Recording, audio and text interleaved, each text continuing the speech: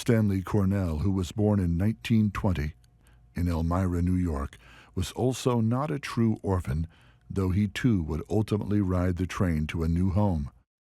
Stanley's father, a World War I veteran, had health problems associated with his wartime mustard gas exposure.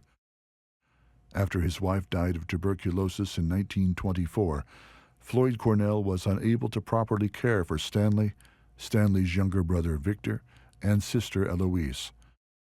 Stanley was a few months shy of his 5th birthday when his mother, Lottie, died. He still remembers how she cried out for her children near the end.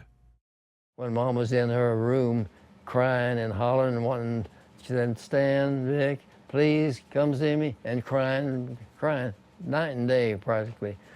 We put this, and the window was up so high, about there on up, down below was not. I got the wagon up there, and then there's an orange crate that I set inside of the wagon so I could climb up to the window and get in the window because the door was locked to her room.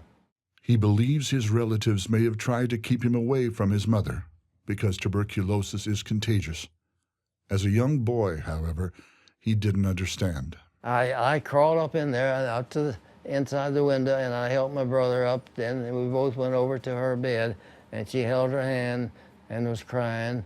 And I don't remember what she had to say, because I was too young, I think, and also she was crying so. But I think what she told us, she knew she was dying. After his mother died, he sometimes felt like no one was looking after them, especially as his father tried to work while struggling with his own health problems.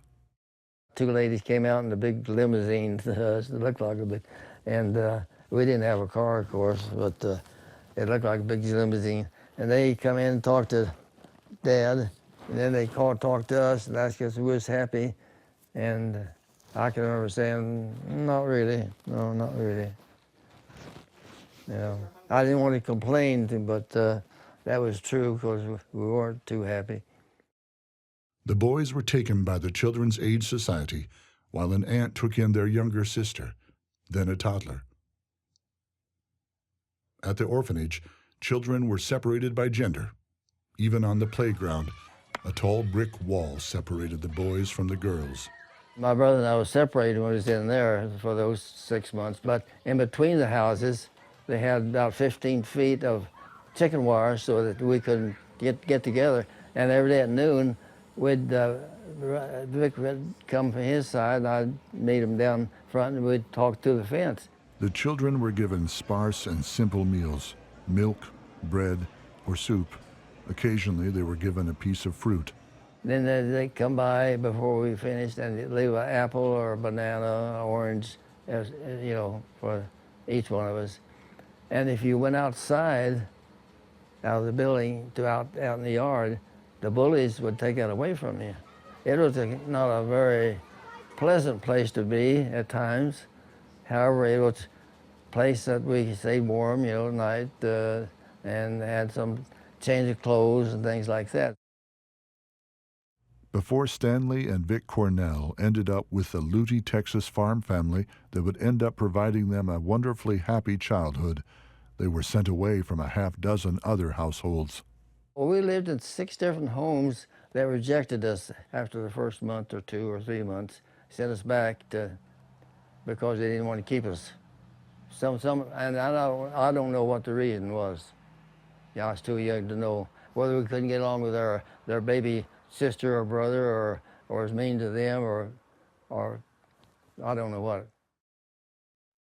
Stanley Cornell, now a Colorado resident, counts himself and his brother Vic, now living in Idaho, among those who were snatched from poverty and woe.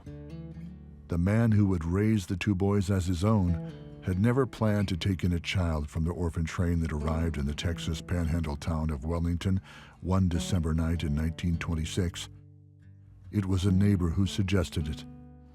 He was in town that day. He bought a new Model T, and he needed flaps on his windows on his car. So the farmer that rode in with him says, "Mr. Deeger, you got 2 girls, 10 and 13. You've always wanted boys, at least a boy." Dad, "Yeah, I'd like to have a boy." So he said, "Let's stop by." The children from the train were lined up. An agent traveling with the children encouraged the farmer to take both boys, as Vic clung to his big brother's hand and cried. They only had each other and had already been to 6 other homes where it hadn't worked out. J.L. Deeger agreed to take both. His wife, waiting at home with the girls, had no idea her husband had even stopped to see the children from the train. Mom was wanting to sew. She liked to sew, but she's always done, she wanted to sing her sewing machine is what she wanted. And she thought that was the day that he was going to get one for her. Well, he drives up and he goes in the house. He says, Mom, you and the girls go out there and get the groceries out of the back seat. And it's still snowing and blowing, so they go out there. And when one of the girls opened the door, they see the movement of the blanket and some voices, and they jump back, and one of them squealed. It scared her. And finally, one of them pulled the blanket off, and there was this 2 tow-headed, white-headed kids there, eating candy. They picked us up and carried us in the house just like it was worth $1 million. And boy, they gave us a good home. That was home. Years later, after serving in World War II, Stanley would reunite with his birth father. His sister had found her brother several years earlier. Stanley let his birth father know that his childhood had turned out wonderfully. They kept in touch over the years, but he always saw his adoptive parents as his real parents.